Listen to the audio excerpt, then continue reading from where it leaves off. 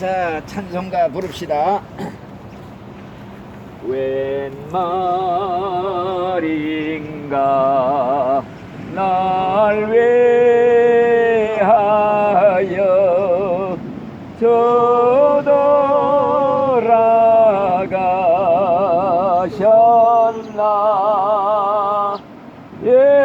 벌레가 던 날 위해 근혜 받으셨나.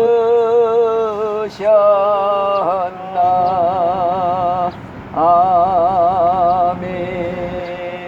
기도 한번 합니다. 하나님 감사합니다. 오늘도 이렇게 귀한 날 주셔서 귀하신 천하보다 귀한 우리 아버지 백선생님 또 백선생 모시고 하나님 말씀을 전하게 되었습니다. 하나님 이 자리에 같이 계셔서 친히 말씀해 주옵소서. 깨닫게 해 주옵소서. 하나님 꼭 붙잡고 예수님 꼭 붙잡고 이 세상에서 살다가 천국에 꼭 날아 올라가게 도와주시옵소서. 마치는 시간까지 하나님이 함께 해주실 줄 믿습니다. 예수님의 이름으로 감사 기도드리옵나이다. 아멘. 성경 말씀은 출애굽기 20장 12절 말씀을 한 절만 읽어드려요. 잘 듣기만 하세요. 네 부모를 공경하라. 그리하면 네 하나님 여호와가 네게 준 땅에서 네 생명이 길리라. 아멘.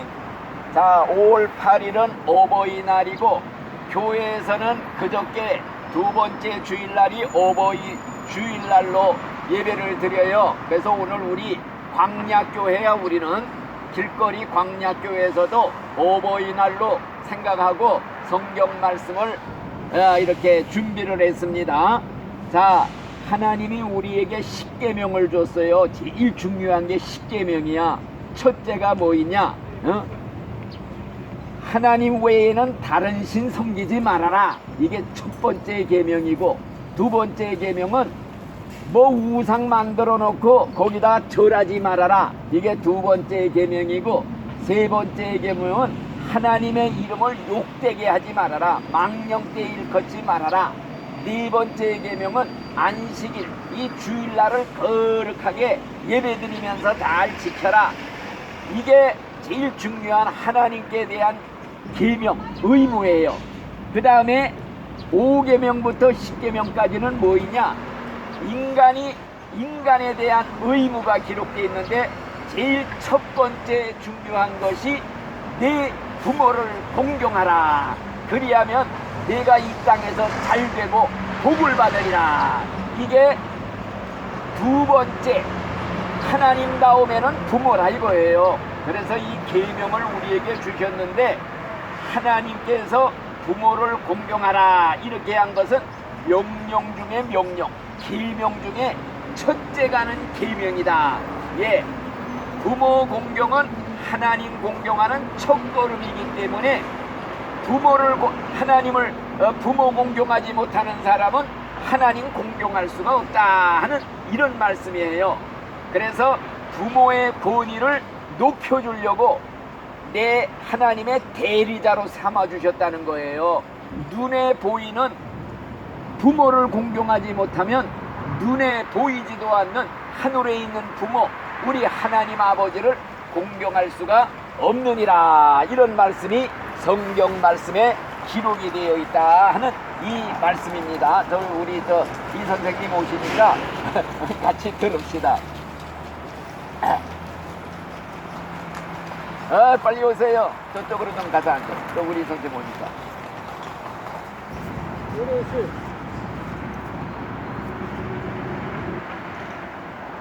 예, 우리가 안 오시는 줄 알고 좀 일찍 시작했습니다. 그쪽으로 앉으세요. 네, 죄송합니다. 예.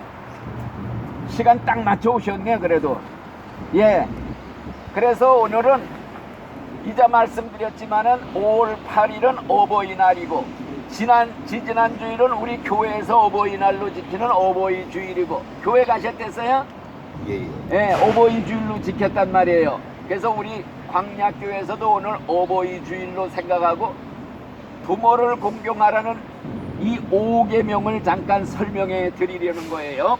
그래서 하나님이 제일 중요하게 여기는 계명에는 뭐라 그러느냐, 이 계명 어기면 돌로 쳐서 죽여라. 부모를 성경 출애굽기 21장 19절에 보니까요, 자기 아비나 어미를 저주하는 자는 반드시 죽일지니라, 이런 말씀이 기록이 되어 있단 말씀이에요. 자기 아버지나 어머니를 치는 자는 반드시 죽일지니라. 자기 아버지나 어머니를 저주하는 자는 반드시 죽일지니라. 하나님이 중요시하는 거는 제일 중요하다는 말이에요. 이렇게 중요한 계명이다. 그런 말씀들이 성경에 수도 없이 기록이 되어 있어요. 내가 읽어 드릴게요. 잠언서 30장 17절에 하나님이 뭐라 그러느냐, 아버지를 조롱하고 어머니를 순종하기를 싫어하는 사람의 눈은 골짜기 까마귀에게 쪼이고 독수리 새끼에게 먹히리라. 이런 무시무시한 말씀을 하셨어요, 성경에. 또 신명기 28장 18절에는 그런 말이 있어요. 어떤 사람한테 완악하고 패역한 아들이 하나 있는데 아버지나 어미의 말을 순종치 아니하고 부모가 이렇게 책망해도 짐책해도 듣지 아니하거든. 그 부모가 그 아들을 잡아가지고 성 안에 장로들에게 가서 이 자식은, 내 자식은 완악하고 패역하여 우리 말을 순종치 아니하고 방탕하고 술에 잠긴 자라, 이렇게 말하면은 그 성읍의 모든 사람들이 그 아들을 돌로 쳐서 죽일지니 이같이 해서 너희 중에서 악을 제하여 버려라. 그리하면 온 이스라엘 백성이 듣고 떨리라. 이렇게 하나님이 강조한 게 부모를 공경하라는 거예요. 그렇기 때문에 또 성경에 뭐라고 그랬느냐, 무릇 그 아비나 어미를 저주하는 자는 반드시 죽일지니라. 그가 아버지나 어머니를 저주했은즉 그 피가 자기에게로 돌아가리라. 이 무시무시한 말씀이 하나님이 직접 한 말이에요. 또 잠언서 17장 17절에 뭐라 그랬느냐, 누구든지 악을 가지고 선을 갚으면 악이 그 집을 떠나지 아니하리라. 예, 악으로 선을 갚는 게 뭐냐, 이게 바로 불효자식들이에요. 천벌받을 죄를 진 거라, 이런 말씀이에요. 그래서 왜 하나님이 부모를 공경하라 명령을 내렸느냐, 그 이유는 우리가 인간적으로 생각해도 뻔한 거지요. 자녀들이 이 아름다운 세상에 나올 수 있도록 통로 역할을 했다 이거야. 안내자 역할을 했다 예요. 부모의 배를 통해서 이 세상에 태어났다 이겁니다. 이런 부모님의 해산의 수고 고통을 모르는 자식은 이 아름다운 세상을 볼 자격이 없다 이거예요. 그러니까 돌로 쳐서 죽여서 이 아름다운 세상 보지 못하게 만들어라. 예, 이런 뜻이에요. 그러니까 왜 하나님이 부모를 공경하라고 그랬느냐, 인간적으로 우리가 생각해도 뻔한 이치지요. 자녀들은요 평생을 부모에게 은혜를 갚는다 해도 갚지 못할 빚을 지고 있다 이거예요. 첫째는 자녀의 생명 자체를 부모에게 물려받았다는 거예요. 지금 부모의 피가 자녀들의 혈관에 흐르고 있다. 핏덩어리로 우리가 태어났을 때 그 부모가 애지중지하면서 얼마나 순간순간 보살펴서 생명, 위태한 생명을 살아있게 해서 성장을 시켰는데, 이 하늘 아래 부모의 그 사랑만큼 자녀를 사랑하는 자가 또 누가 있겠어요? 그런데 이런 부모의 사랑을 모르고 불효하는 자 때려 죽여놔야. 하나님이 옛날 구약시대 이스라엘 백성에게는요 이거 직접 죽였어요. 지금은 그렇지 않지만은요 우리 기독교는요 효도를 세상에서 제일 강조하는 종교예요. 그런데 지금 이 하나님의 말씀이 지켜지질 않으니까 이 세상이 얼마나 패역해요. 불효자식들이 얼마나 많아요. 정말 부모 주먹질하고 가슴에 못을 박고 억울하게 만들고 제명에 죽지 못하게 이런 불효자식들이 얼마나 많아요. 그래서 내가 옛날에 있었던 얘기를 한마디 해드릴게요. 옛날에요 아들 4형제를 낳은 부모가 있었어요. 그 자녀들을 전부 공부시켜서 성공시켜서 전부 살림살이를 따로 내줬어요. 그런데 이 네 아들 중에 그 부모를 늙으니까 모실 자녀가 없었다 이거예요. 큰아들은 서울 살고 둘째 아들은 청주 살고 셋째 아들은 강릉 살고 넷째 아들은 전라도 광산에 사는데요 누구 하나 부모를 모실 아들 며느리가 없었다 이거예요. 그래서 이 노부부가 서울에 올라가서 큰아들 집에서 하룻밤을 자고 난 후에 그 집에서 또 나와야 되잖아요. 그래서 강릉에 사는 셋째 아들 집으로 가려다가 그만이야 도봉산 기술의 양지 바른 데서 나란히 누워서 자살을 했다 이거예요. 한반은 세상을 그냥 정말 하직을 했다는 얘기. 이런 슬픈 얘기들이 세상에 얼마나 많습니까? 우리 주변에. 요새요 중국에서 되어진 불효자식 얘기가 또 있어요. 요새 최근에 된 이 얘기래요. 내가 들었어요. 어머니가 늙고 병들어서 중풍이 걸리면요 막 오줌똥 막 매닥질 하잖아요. 벽에다 막 발라요. 노망 들고 그러면. 그러니까 그 아들이 냄새가 고약하다고 싫다고 몰래 그 시골인가 봐요. 저 멀리 떨어진데 구덩이를 아예 파갖고서 산채로 갖다가 그냥 파묻어 버렸어요. 생매장을 한 거예요. 그리고 시침이 뚝 뛰고 있는데 며느리는 모르잖아요. 그래서 어머니가 실종됐다고 경찰서에 갖다 신고를 했단 말이에요. 그랬더니 경찰들이 와서 다 이렇게 정말 조사를 하고 수사를 하더니 그 땅에 파묻은 걸 발견했어요. 그래서 며칠 안 되니까 땅을 팠단 말이에요. 아 그런데 파묻었던 그 어머니가 아직 살아있다라는 거예요. 어디 공기가 구멍이 통했는지 살아있더라는 거예요. 그래가지고 그 아들이 그 뭐 그냥 살인죄로 잡혀 들어간 거 아니에요? 그랬더니 어머니가 그런데 어떻게 어머니가 어떻게 자기가 그랬다고 어떻게 얘기를 안 했을 건데요? 자기 때문에. 아니 글쎄 그게 살아나와서 다 들려진 얘기죠. 그래가지고 경찰서에서 잡아다가 그 아들을 이제 들어가게 됐지요. 그랬더니 그 살아난 어머니가 가서 제발 우리 아들 용서해달라고 사정을 하더라는 거예요. 이런 얘기를 내가 들었어요. 중국에서 오래 선교사 하던 어떤 목사님이 요새 누가 보내온 얘기라면서 그 얘기를 듣고 나니까 우리나라도 옛날 고려장 시키던 때가 있었잖아요. 어머니 뭐 부모 늙으면 지게에다 메고 깊은 산 속에 들어가서 고려장을 시키고 지게에다 메고 내려놓고 돌아가는데 그 어머니가 아들한테 야 내가 오면서 가지를 꺾어 놨으니까 그거 보고서 찾아와라. 깊은 산정이라 길이 잃을까봐 오면서 나무가지를 꺼서 뿌려놨대요.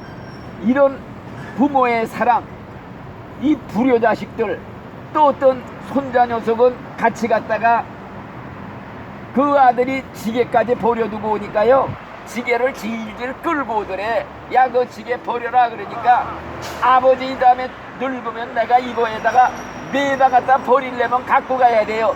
이렇게 했더라는 얘기예요.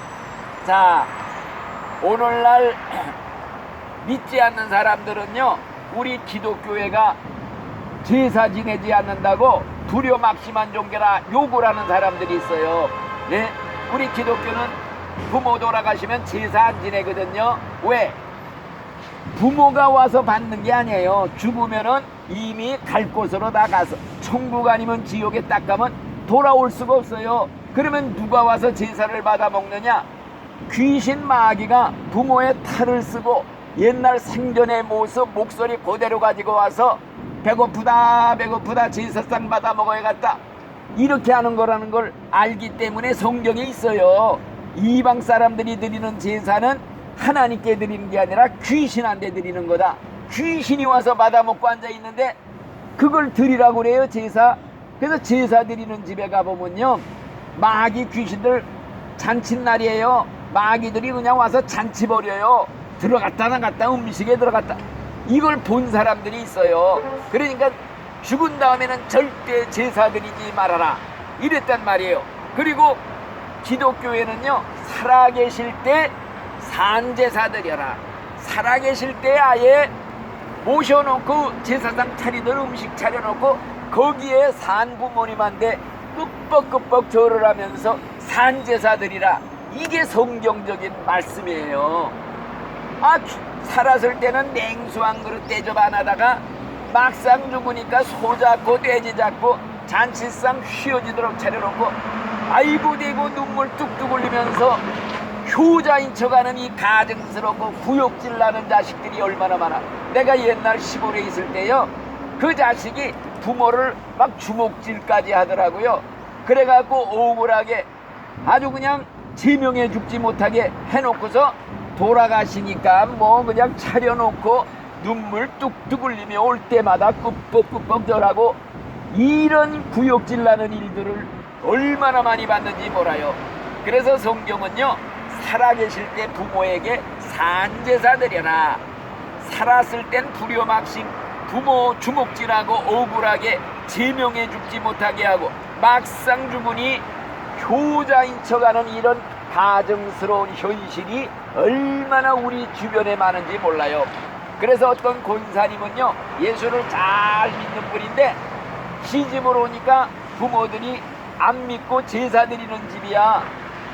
그래서 안 믿는 그 시부모님들에게 부모님 돌아가시기 전에 내가 살아계실 때 산제사 드리겠습니다. 그래갖고 허락을 받아가지고 때가 되면 무슨 생일이고 무슨 날이고 아예 제사상 차리듯이 차려놓고 부모님 가운데 앉혀놓고 꾸벅꾸벅 절하면서 산제사를 13년 동안이나 드렸대요. 그랬더니 그 부모님들이 얼마나 기뻐요. 대접받으시다가 감동을 받아서 예수를 믿게 됐대요. 교회를 나오게 됐다는 거예요. 자, 돌아가신 후에 음식 차려서 제사 드리는 것보다 살아계실 때 많이 받아 잡수시라고 이렇게 부모님에게 산제사 드리는 이런 일, 이게 성경에 우리에게 가리키고 있어요. 그렇기 때문에 우리가 옛날 얘기 중에도 그런 얘기가 많아요. 까마귀는요, 미물의 동물이지만은 새끼 까마귀가 장성한 후에는 늙은 어미 까마귀를 위해서 먹이를 물어다가 먹여줌으로써 은혜를 갚는다, 이런 얘기가 있어요. 예, 미물의 동물도 부모의 은혜를 갚는다는데 만물의 염장이라는 인간이 부모 은혜를 모르면은요, 짐승봐도 못한 인간이다, 이렇게 말할 수가 있지요. 그래서 성경은 살아계실 때 효도하라. 두 번째는 뭐냐? 안 믿는 부모가 있으면요, 예수 믿게 해서 죽을 때 천당 보내는 게 이게 진짜 효도다, 이걸 가리켜요. 왜? 세상에서 암만 잘 공경해도요, 부모 죽어서 죽은 다음에 지옥으로 귀신한테 끌려 불 속에 들어가게 해놓으면 그게 무슨 효도예요? 효도가 아니라 이거예요. 그러니까 안 믿는 부모가 있다? 죽기 살기로 전도해서 예수 믿으라고 간절히 전도해야 돼요. 아버지, 어머니, 내 소원이 있습니다. 예수 믿고 꼭 천당 가야 됩니다. 안 믿으면 지옥 가요. 지옥이 무서운 데예요. 안 믿다 지옥 가면 천추의 한이 됩니다. 예수 믿으세요. 눈물로 하소연하면요, 다 감동을 받아 믿게 되어 있는 것입니다. 그래서 이제 저는 오늘 이 부모님을 공경하라는 이 말씀을 가르칠 저도 자격이 없어요. 나도 불효자식이다 하는 마음 가지고 지금까지 살아요. 저는요, 이북에서 피난 나올 때 아버지가 못 나오셔가지고 진짜 20대 우리 어머니가 홀로 되셨어요. 핏덩어리 안고 와서 나 혼자 그냥 바라보고, 정말 장손이거든요. 내가 임시 가문에 애지중지 키웠어요. 시집도 안 가고 20대에. 그래서 동네 사람들, 이웃 사람들한테 귀가 빠지도록 들은 얘기가, 야, 너 앞으로 트럭으로 부인을 실어다 줘도 네 어머니하고 바꾸면 안 된다, 이런 소리를 들으면서 자랐단 말이요. 그런데 정말 마음으로는 굴뚝같이요, 마음으로는 그냥 간절한 마음이 있는데, 목사 일을 하면서 선교사로 나가 20년 중국을 헤매고 다니면서 부모를 공경하고 물질 용돈 한번 드려보지를 못했어요. 그러니 얼마나 가슴이 미어져.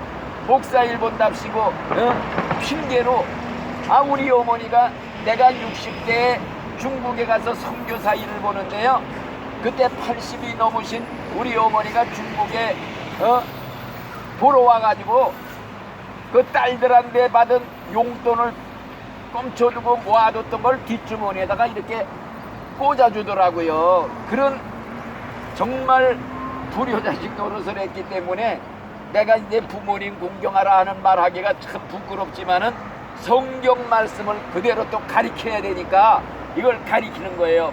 그래서 우리나라 옛날 시조에도 그런 시조가 있잖아요. 내가 한번 써왔어요.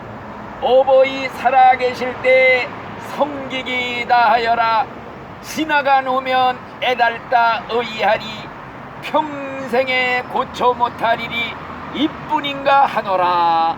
맞는 말씀 아니에요. 또 나무가 조용히 섰고자 하되 바람이 멎지 않고, 자식이 효도를 다하고자 하되 어버이가 기다려주지를 않는구나. 맞는 말 아니에요. 또 부모님은 본래 초목과 같으니 어찌 가을바람에 떨어지지 않기를 바랄 수 있으랴. 살아계실 때 모름지기 정성을 다해 복양하라. 돌아가신 후에는 방성대구간들 무슨 소용이 있으리요. 맞는 말, 가슴에 와닿는 말 아니에요.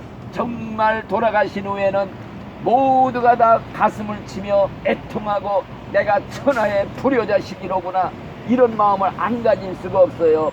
그래서 우리는 이런 마음 가지고 위로는 하나님 공경하고 밑으로는 부모 공경하라.